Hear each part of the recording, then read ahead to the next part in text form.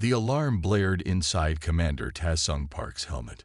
Red lights flashed across his control panel. The experimental warp jump had gone wrong. Engine failure. Stabilizers offline. Ta-Sung fought with the controls of his T-9000 Titan mecha suit. The 20-foot-tall metal giant spun through a tunnel of blue light.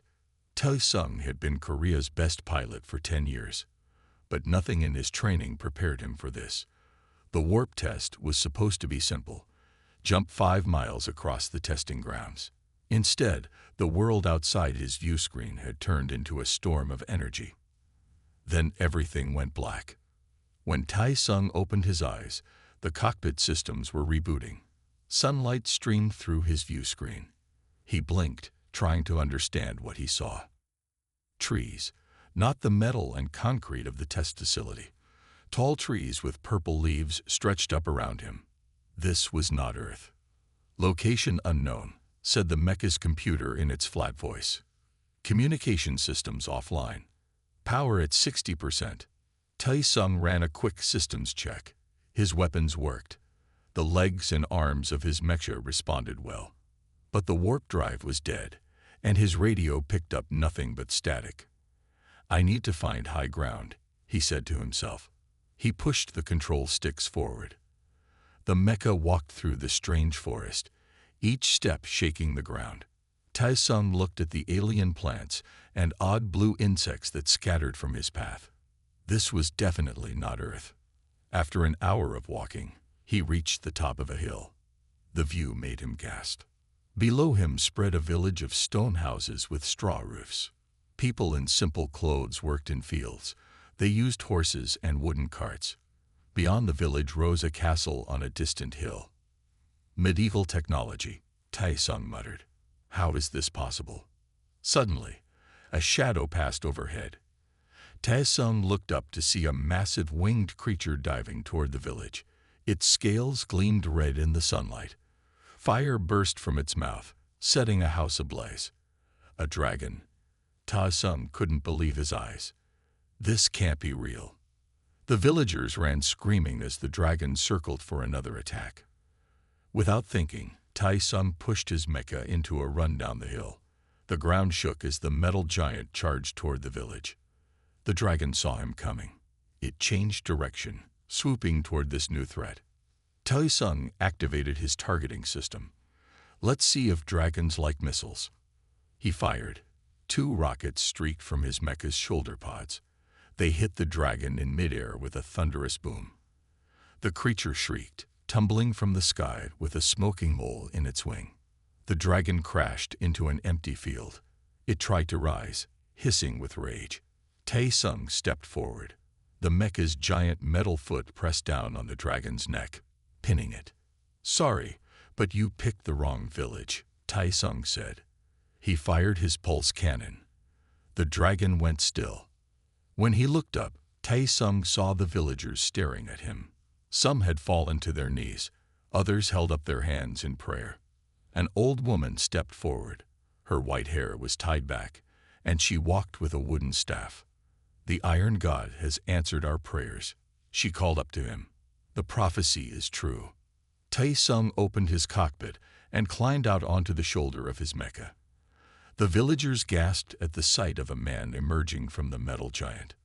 "I am Commander Ta-Sung Park," he said. "And I am not a god. I'm just lost." The old woman bowed. "I am Hana, elder of this village. Whatever you are, you saved us from the dragon. Please, come and let us thank you properly." As Ta-Sung looked at the medieval village, the dead dragon, and the alien sky above, one thought filled his mind. He was very, very far from home. And this was only the beginning. 3 days had passed since Ta-Sung killed the dragon. The villagers gave him a small stone house to use. Each morning, people left gifts of food and flowers outside his door. Ta-Sung sat on a wooden stool, looking at his mecha suit. He had parked it behind the house. The villagers had built a simple shelter over it using wooden poles and cloth. "I need to find a way home," he said to himself. He had tried the warp drive again, but it remained dead. His scanners found no sign of Earth technology anywhere. Elder Hana walked up to him. "You look troubled, Metal Warrior." Tae-sung sighed. "I'm trying to get back to my world. This is not where I belong." Hana nodded. "The stars brought you here for a reason. Perhaps that reason is not yet complete." A shout came from the edge of the village. A young girl ran toward them. "Bandits," she cried. "Bandits are coming." Tae-sung stood up. "How many?" 20 riders, the girl said, catching her breath. "They have swords and bows." The villagers began to panic.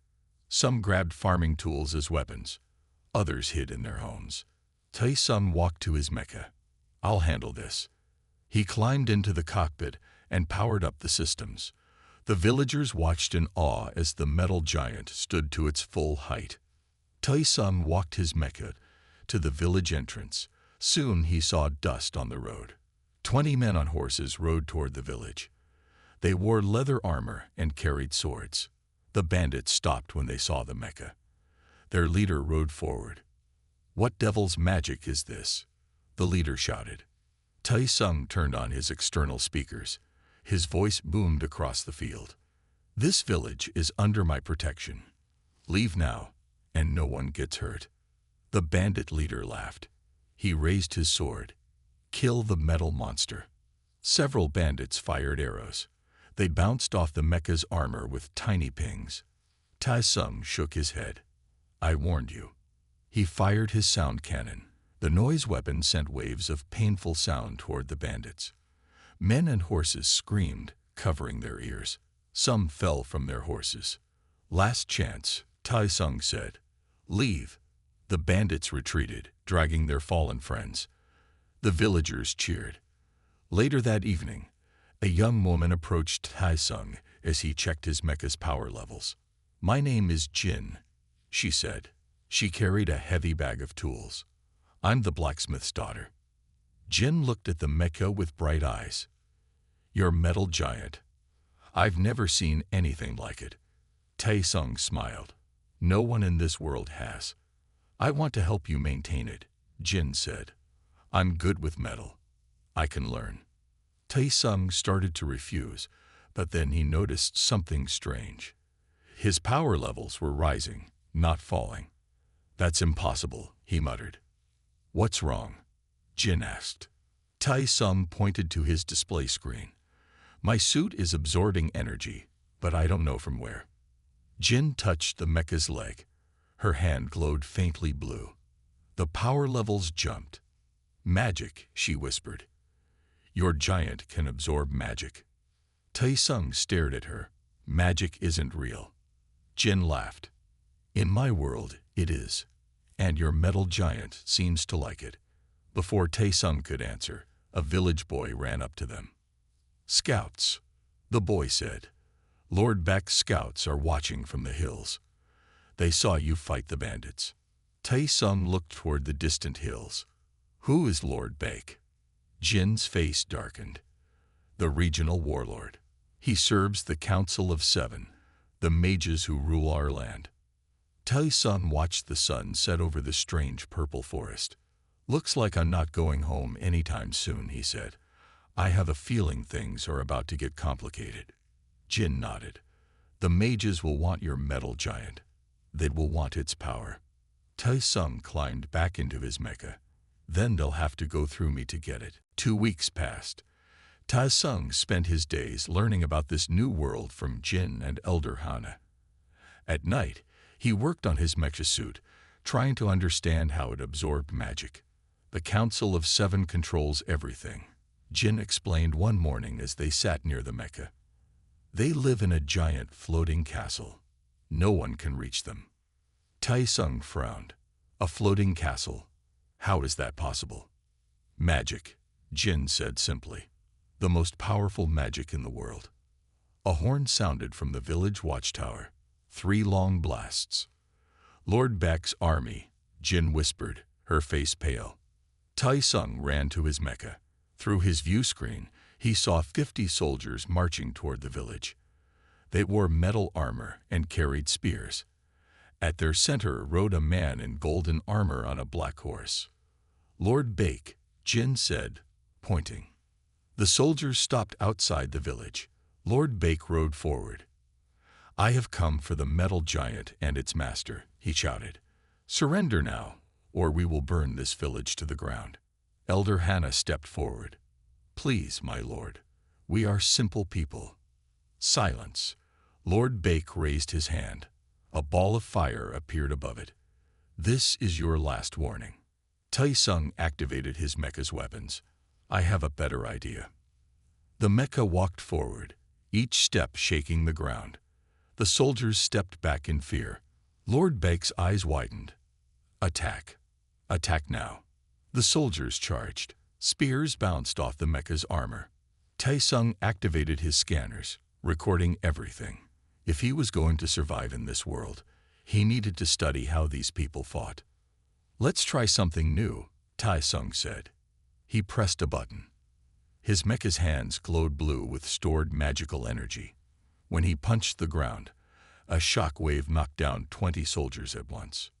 Lord Bake threw his fireball. It hit the mecha's chest, but instead of causing damage, the suit absorbed the magic. Tai-Sung's power levels jumped. "Thanks for the power boost," Tai-Sung said through his speakers. He fired his sound cannon. The noise hit Lord Bake directly. The Warlord fell from his horse, holding his ears in pain. The soldiers retreated, carrying their unconscious leader. That night, Tai-Sung sat in his mecha, reviewing the battle recordings. He connected his helmet to the main computer and began speaking.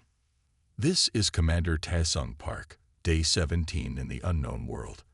I'm creating this tactical guide for survival and eventual conquest of hostile forces."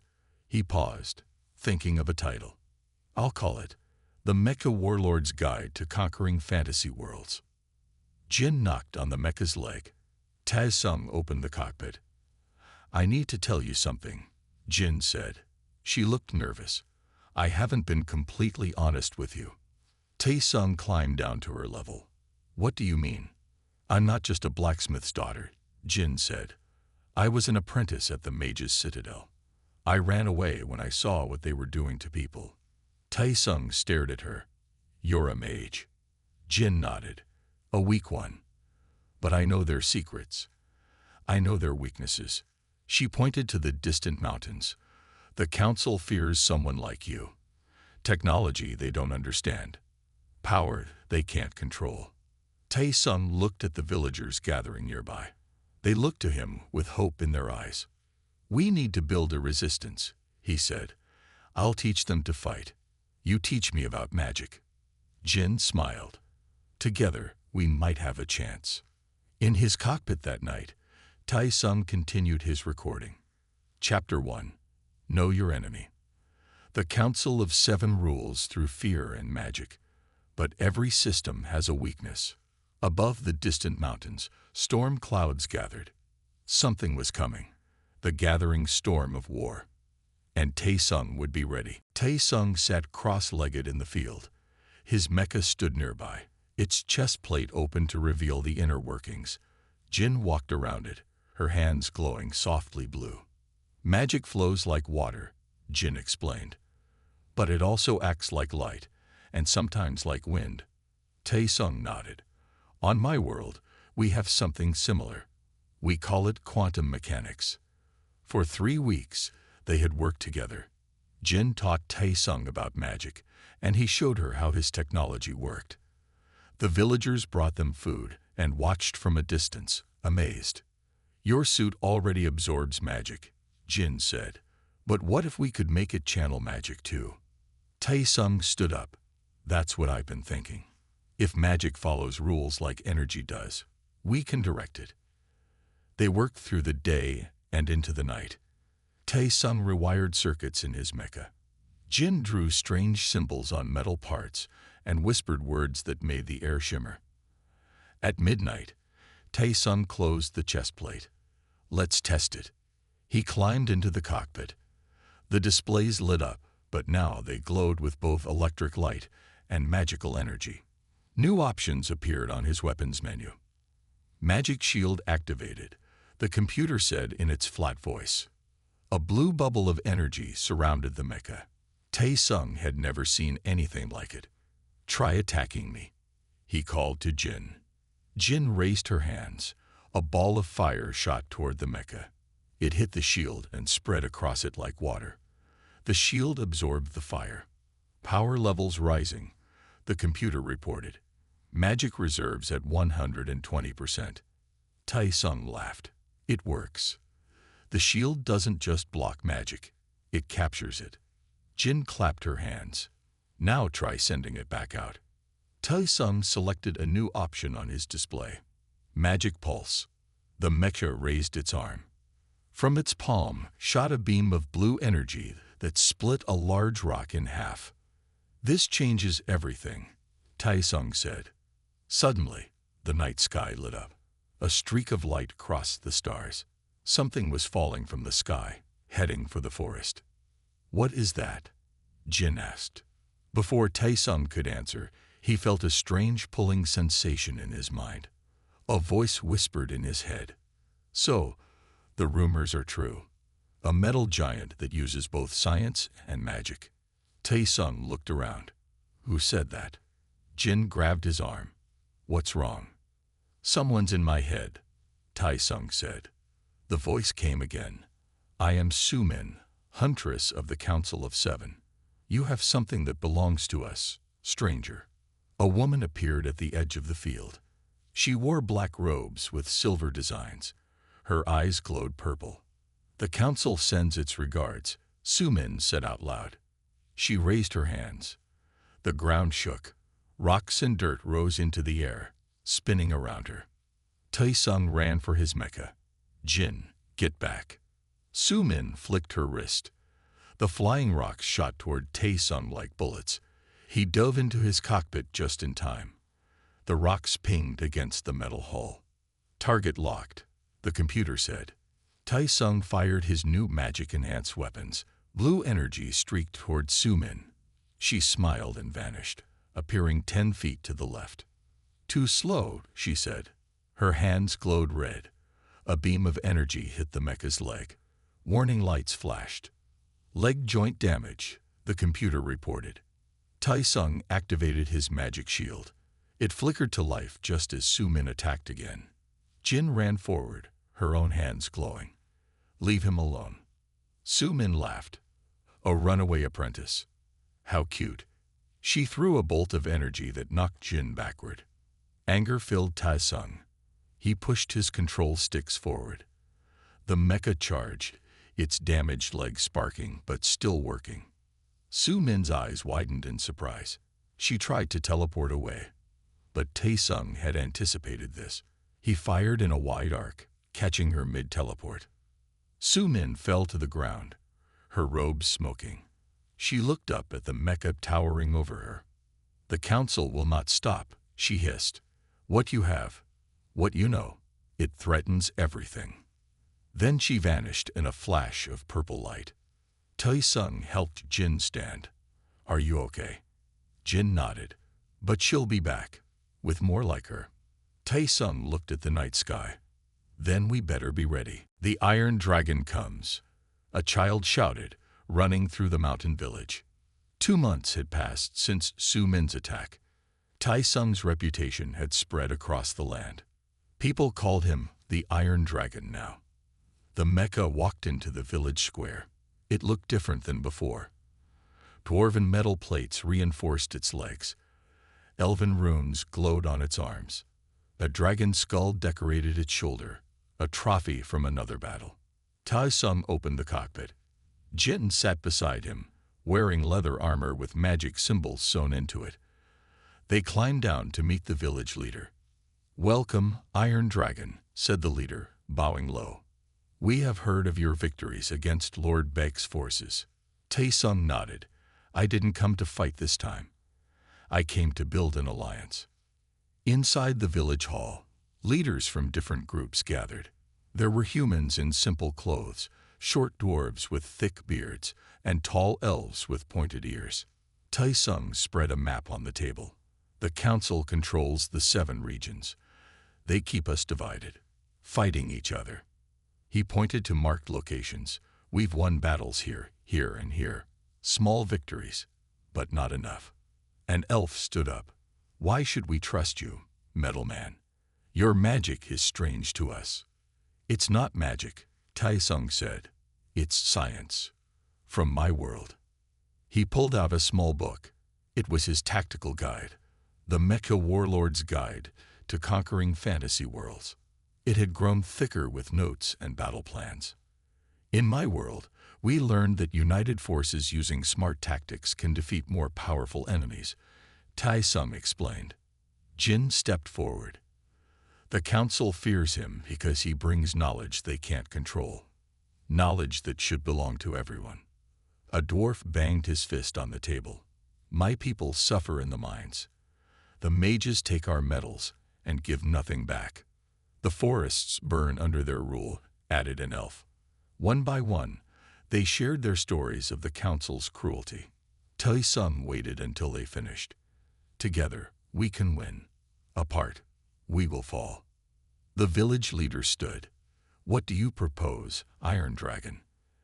An alliance, Tai Sung said. Each group brings their strengths. Humans know the land. Dwarves know metal and explosives. Elves know the forests and magic. He pointed to his mecha outside the window. And I bring tactics and technology your world has never seen.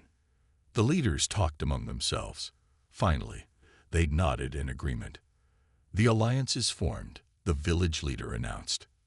1 month later, the alliance faced its first major battle. Lord Beck's army attacked a dwarf mining town. But this time, they found more than scared miners. Tai Sung's mecha led the charge. Behind him came human fighters, dwarf bombers, and elf archers.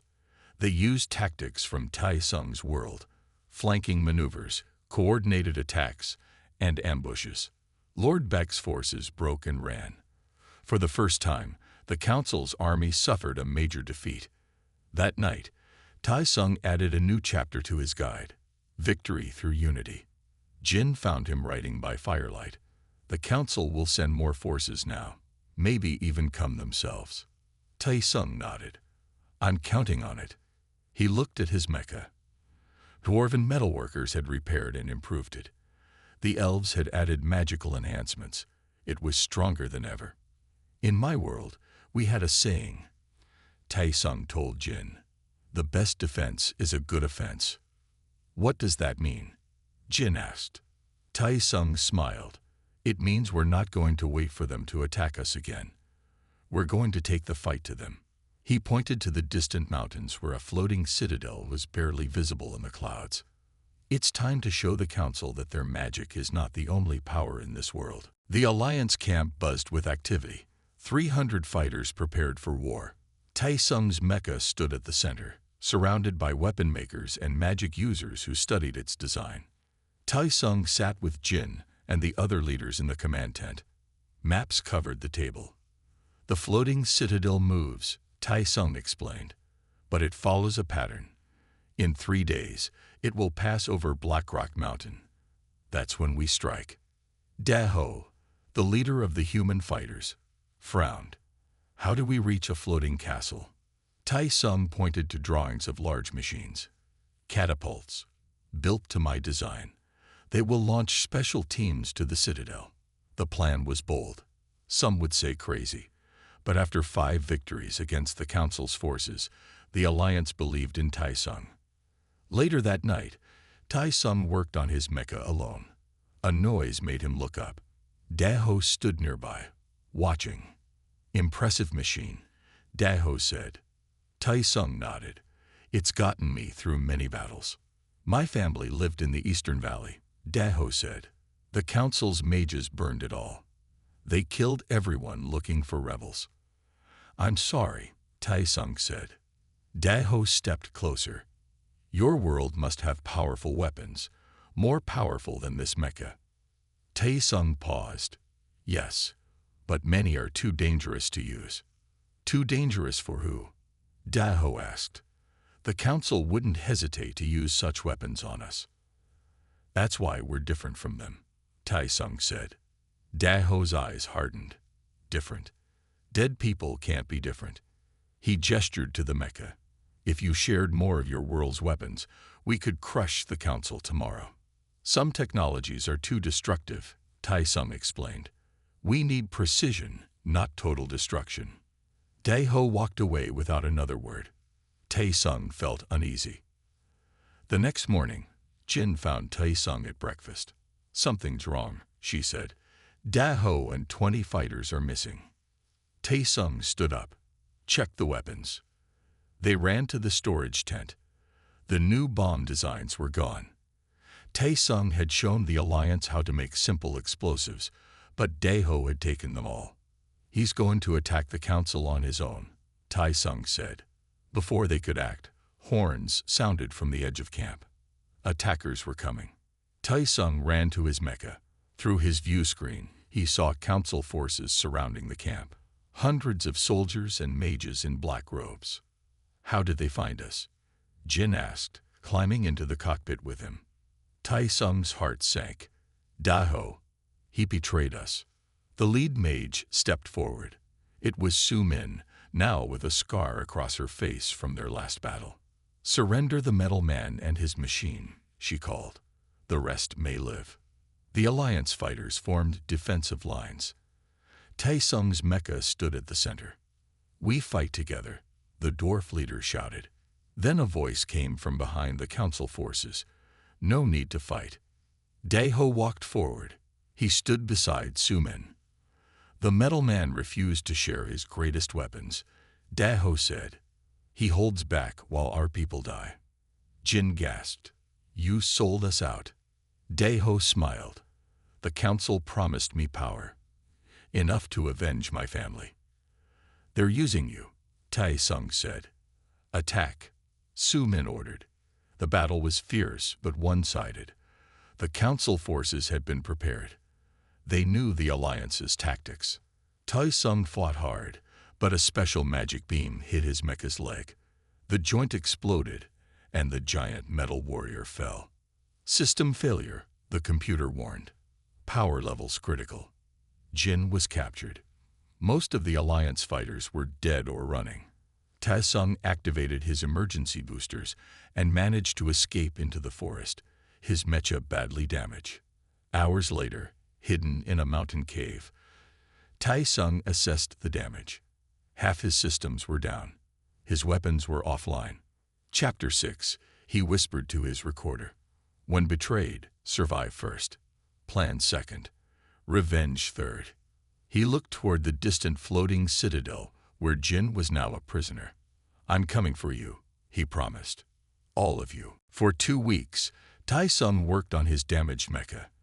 The cave became his workshop. He collected broken pieces from battlefields. He traded with hidden Alliance members for metal and tools. Almost there, Tai-Sung muttered as he connected wires inside the mecha's chest. His suit looked different now. Parts of strange machines were attached to it. Magical crystals glowed in its joints. It was no longer just Earth technology.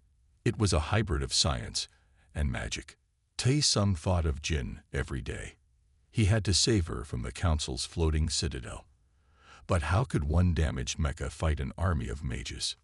Not with force, Tai-Sung said to himself. With stealth. He opened his tactical guide and added a new chapter. Infiltration tactics. On the 15th day, Tai-Sung was ready. He had added something new to his mecha. A cloaking device. It used magic crystals to bend light around the suit. It wouldn't make him invisible, but in shadows, he would be hard to see. Tai-Sung climbed into the cockpit. His plan was simple but dangerous. Wait for the floating citadel to pass over the mountains, then use his jump jets to reach it. Night fell. Tai-Sung saw lights in the sky. The citadel was coming. It moved slowly, a dark mass blocking the stars. Now or never, Tai-Sung said. He activated his mecha. The jump jets fired, lifting the metal giant into the sky. The force pushed Tai-Sung back in his seat. Warning lights flashed as the jets strained to lift the heavy mecha. Come on, just a little more, Tai-Sung urged. The bottom of the citadel grew closer. Tae-sung could see it was made of dark stone with metal parts. It looked ancient, but also strangely familiar. The jets gave out just as the mecha reached the edge of the citadel. Metal fingers grabbed stone, and the mecha pulled itself up onto a narrow ledge. Tae-sung activated the cloaking device. The mecha's outline blurred, blending with the shadows. He moved carefully along the edge of the citadel, looking for a way in. He found an opening. Some kind of vent large enough for his mecha to squeeze through. Inside was a dark tunnel, just like infiltrating an enemy base back home. Tae-sung whispered, except this enemy used magic instead of guns. The tunnel opened into a vast chamber. Tae-sung gasped. The inside of the citadel wasn't what he expected. Metal walls, blinking lights, control panels. This isn't a castle, Tae-sung realized. It's a ship, a spaceship. The design was different from Earth ships, but the purpose was clear. This was alien technology, repurposed by the mages. Tae-sung moved deeper into the citadel. He passed rooms where mages worked at strange machines. In one large hall, he saw people in cages. Their bodies glowed faintly as tubes pulled light from them into machines. They're harvesting magic from them, Tae-sung realized with horror. A familiar voice came from nearby. The outsider's power grows. We must extract more if we are to maintain control. Tae-sung peered around a corner. 7 figures in ornate robes stood in a circle. The Council of 7. The girl knows his secrets, one said. Break her mind and take them. She resists, another replied. Her will is strong. Tae-sung's heart raced. They were talking about Jin. She was still alive, still fighting. He checked his mecha's systems. The magical modifications Jin had taught him were working perfectly. He could sense her now, somewhere deep in the citadel. Tae-sung moved carefully, following the pull of Jin's magic. He passed more rooms with strange machines. Some looked like they were for travel between worlds. This is how I got here, Tae-sung realized. Their ship must have pulled my warp test off course. Finally, he found her. Jin was suspended in a chamber of blue light. Her eyes were closed, but her lips moved as if fighting in her sleep. 2 mages stood guard. Tae-sung waited until they turned away, then moved fast. His mecha's hands grabbed both mages before they could shout. A quick squeeze knocked them unconscious. Tae-sung reached for the control panel. It looked alien, but similar enough to technology he knew. He pressed buttons until the blue light faded. Jin fell forward. Tae-sung caught her gently in his mecha's metal hand. Her eyes opened. Tae-sung. How? No time, he said through his speakers. We need to go. But first, we're going to sabotage this place. The power cord is this way, Jin said, pointing down a long corridor. Tae-sung followed her directions, his mecha moving as quietly as possible. Jin rode on its shoulder, still weak from her captivity, but determined to help. The council uses that core to power everything, Jin explained. Their magic, the ship's flight, the mind control over their followers. They reached a massive door marked with warning symbols. Tae-sung's mecha pushed it open. Inside was a glowing sphere the size of a car. It pulsed with blue-white energy. Tubes ran from it to the ceiling and floor. That's not magic, Tae-sung said. That's a fusion reactor. Advanced alien technology. Jin stared at it. The council told everyone it was the heart of a dead god. They've been lying for centuries. Tae-sung scanned the room. We can overload it. That will give us time to escape and signal the Alliance fighters below. He began pressing controls on the reactor's panel. Warning alarms sounded throughout the citadel. Intruders in the heart chamber. A voice boomed over hidden speakers. Jin tugged at Tae-sung's mecha. We need to go. Now. They ran back through the corridors. The cloaking device no longer mattered. Speed was their only hope. As they neared the outer wall, 7 figures appeared before them. The Council of 7 stood in a line, their robes glowing with power. The outsider and the traitor, said the leader, an old man with eyes like burning coals. You will not leave this place. The seven raised their hands together. A wall of force slammed into Tai Sung's mecha, pushing it back. Warning lights flashed in Tai Sung's cockpit. His power levels were dropping fast. We can't beat them with force, Jin shouted over the alarms. Tai Sung had an idea. Then we'll use their own power against them. He activated his magic absorbing field. The mecha began to glow as it pulled in the energy the council was directing at it. Power levels rising. The computer reported 130%, 150%, 180%. The council members stepped back in surprise. Their attack was making Tai Sung stronger. Impossible, the leader said. Tai Sung targeted his weapons. Science, meet magic. He fired all his weapons at once. Energy beams, missiles, and concentrated magical blasts hit the council members. Their shields failed under the combined assault. The corridor shook. The reactor was becoming unstable. This whole place is going to fall, Jin cried. Tai Sung grabbed her and placed her safely in the cockpit.